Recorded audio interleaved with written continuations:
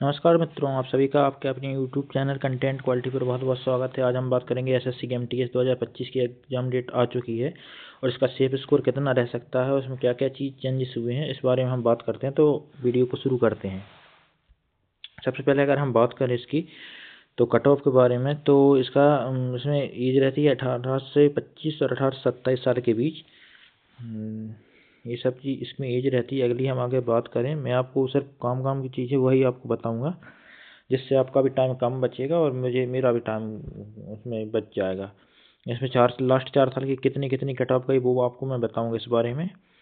तो सबसे पहले हम बात करते हैं वैकेंसी के बारे में। तो 2024 में इसकी वैकेंसी एमटीएस के लिए 8,079 वैकेंसी आई थी और हवलदार के लिए आई थी वैकेंसी 3,439। टोटल वैकेंसी हो गई थी 11,518। इसी तरह जो 2023 में 1,377 एमटीएस के लिए और हवलदार के लिए 396। टोटल वैकेंसी हो गई 1,773। 22 में 11,255 और 529। टोटल वैकेंसी हो गई 11,784। ये अभी तक की सबसे ज़्यादा वैकेंसी आई थी। 2000 इसी साल थी, इस पैटर्न चेंज हुआ था। और फिर इसके पहले 2021 में वैकेंसी आई थी। इस पैटर्न पहले ओल्ड पैटर्न में था 3,698 और 3,603। टोटल वैकेंसी हो गई थी कितनी 7,301। और अगर हम बात करें अभी 2025 में कितनी वैकेंसी आई हैं तो इस बारे में हम आगे बात करते हैं। अगर आगे हम बात करें अगर इसकी कट ऑफ के बारे में, तो 2024 में इसकी कट ऑफ 141 कट ऑफ गई थी आउट ऑफ 150। 141.29। ओबीसी की गई थी 138 और ईडब्ल्यूएस की भी 138 और लगभग एससी की भी 130 और एसटी की 125 की समथिंग गई थी। ये सबसे हाईएस्ट कट ऑफ बता रहा हूँ मैं अभी तक की। और 2023 में भी स्टिल इतनी गई थी और 145 ओबीसी की और 144 ईडब्ल्यूएस की, 144 एससी की और 136 एसटी की। इसी तरह 2022 में 141 और 138 और 138, 133 और 127।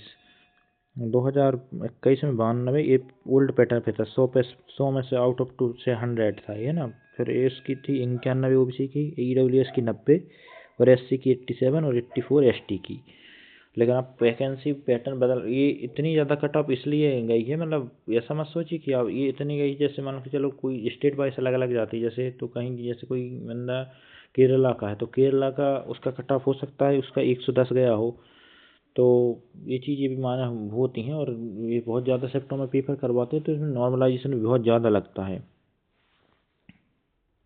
आगे हम अगर बात करें कि 2024 में दिल्ली की 135 गई थी। अब वो ये मैं भी बता रहा हूँ, ये स्टेट वाइज डिपेंड करता है कि कौन से स्टेट से आप डाल रहे हैं। और यूपी की गई थी 138। ये मैं यूआर की बात करता हूँ तो ये 2024 का लिस्ट है। और महाराष्ट्र की गई थी 136, बिहार की 139, तमिलनाडु की 133 और 133 ही आंध्र प्रदेश की। ठीक है। 2023 की बात करें तो 135 दिल्ली की।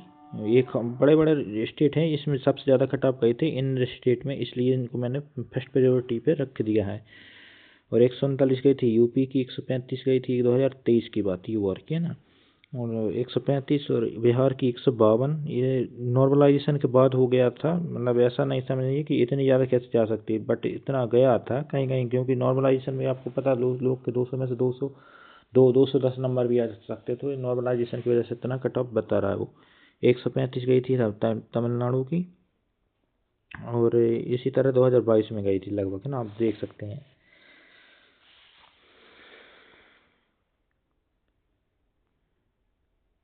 अगर हम बात करें तो कैटेगरी वाइज, तो आप देख सकते हैं कि यूआर में कितनी वैकेंसी थी 2022 में।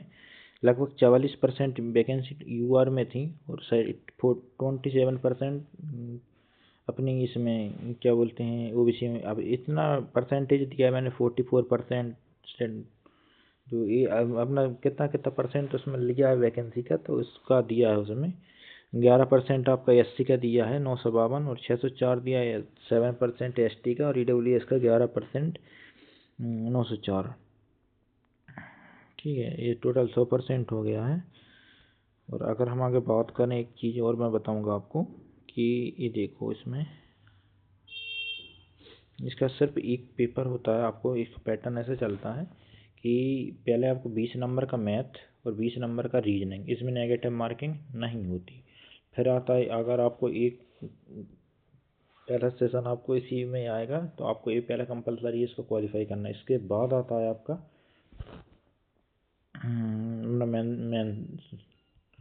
इसमें ऐसा रहता है कि 25 नंबर की इंग्लिश और 25 नंबर का जीएस। इसमें एक क्वेश्चन 3 नंबर का रहता है, 150 में से कट ऑफ बनती है। तो वो चीज़ मैंने आपको अभी इस बारे में बताया है। अगर हम आगे बात करें कि एमटीएस के लिए कितनी कितनी रिक्तियाँ हैं, तो ये 2025 का डाटा लेके आया हूँ मैं आपको। ये 2025 में देखिए आप 6810 वैकेंसी एमटीएस के लिए हैं और 6878 18 से 25 साल के लिए एमटीएस के लिए अप्लाई कर सकते हैं। और 752 पोस्ट हैं, 732 पोस्ट है 18 से 27। ठीक है। और हवलदार के लिए पोस्ट आएंगी कितनी, 1138। टोटल वैकेंसी हो गई कितनी, 7948। ये एक्सपेक्टेड वैकेंसी है, मतलब अभी तक कितनी वैकेंसी, बट अभी और वैकेंसी से बढ़ेंगी। तो आप सभी को मैं बता दूं लगभग 9000 के समथिंग आपको वैकेंसी देखने के लिए फाइनल मिल जाएंगी। क्योंकि अभी बहुत से डिपार्टमेंट है उन्होंने वैकेंसी अभी रिपोर्ट नहीं की थी, क्योंकि आपको भी पता पहले स्टार्टिंग में इसमें सिर्फ 1500 से 2000 के बीच वैकेंसी थी, लेकिन बाद में इतनी वैकेंसी बढ़ गई। अभी और वैकेंसी रिपोर्ट होंगी तो और वैकेंसी इसमें बढ़ते हुए आपको देखने के लिए मिल जाएंगी। फिर अगर हम आगे बात करें कि इस बार एक्सपेक्टेड कट ऑफ कितनी जा सकती है, तो मैं आप सभी को ये बता दूं कि आप अभी से टारगेट कीजिए कि आप कोई सा भी स्टेट हो, आप 140 प्लस आप टारगेट कीजिए आउट ऑफ 150।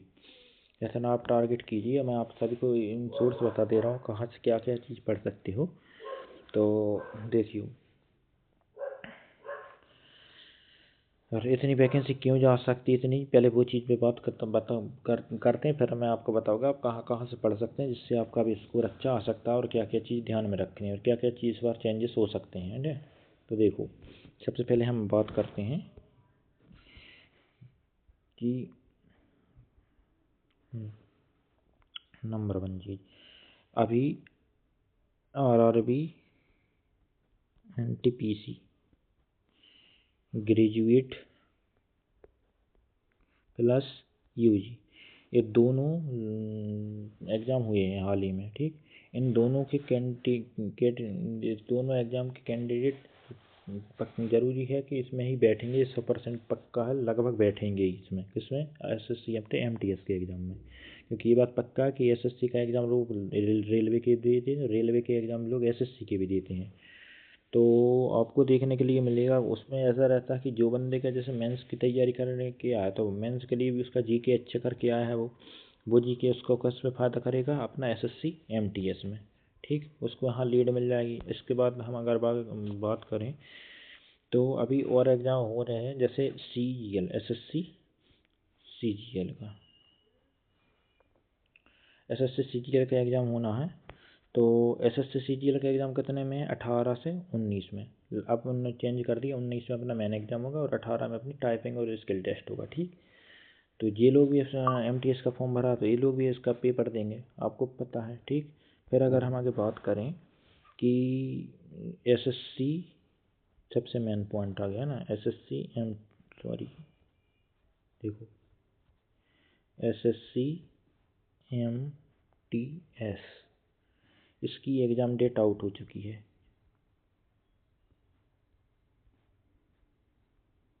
ठीक, इसका एग्ज़ाम आपको 4 फरवरी 2026 इससे आपको इसका एग्ज़ाम देखने के लिए मिल जाएगा। अगर हम आगे बात करें तो 15 जनवरी से आप इसके स्लॉट बुक कर सकते हैं। ठीक है, कोशिश आप ये कीजिए कि शुरुआती दिनों में आप अपना एग्ज़ाम रखिएगा।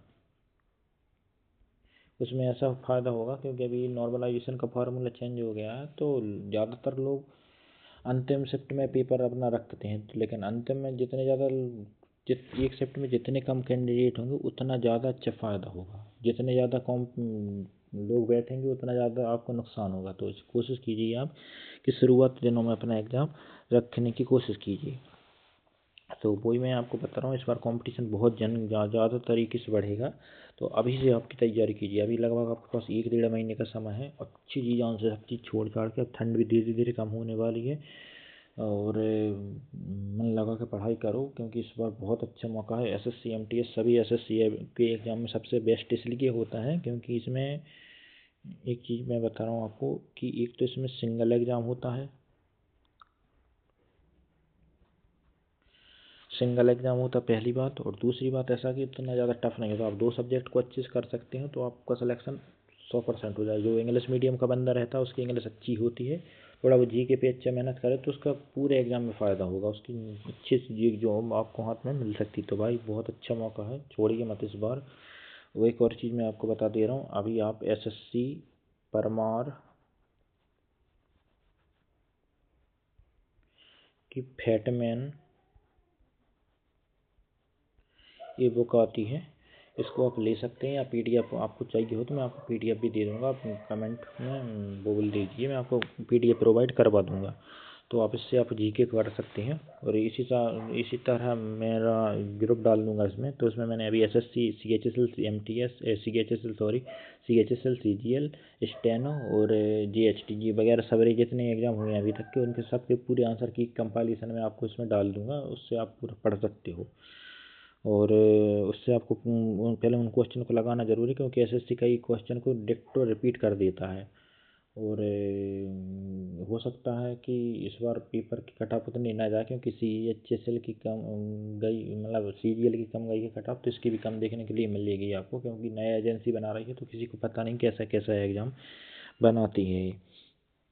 तो मैंने आपको बता दिया ये चीज़। और अगर कोई चीज़ छूट गया हो या कुछ चीज़ पूछना बाकी हो तो आप कमेंट कर देना मुझे, मैं आपको इसका रिप्लाई दे दूँगा। और अभी SSC का कैलेंडर का बारे में और मैं बता देता हूँ आपको। तो SSC कैलेंडर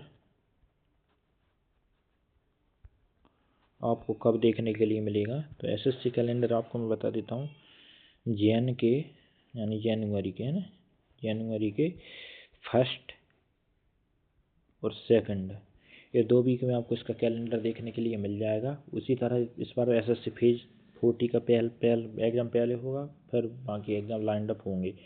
तो उस चीज़ का भी ध्यान रखिए, ये अभी तैयारी की करोगे तो उसकी तैयारी आपको पूरा फ़ायदा मिलेगी। और आपको बता दूँ इस बार RRB NTPC इसका एग्ज़ाम डेट भी आपको बता दूंगा।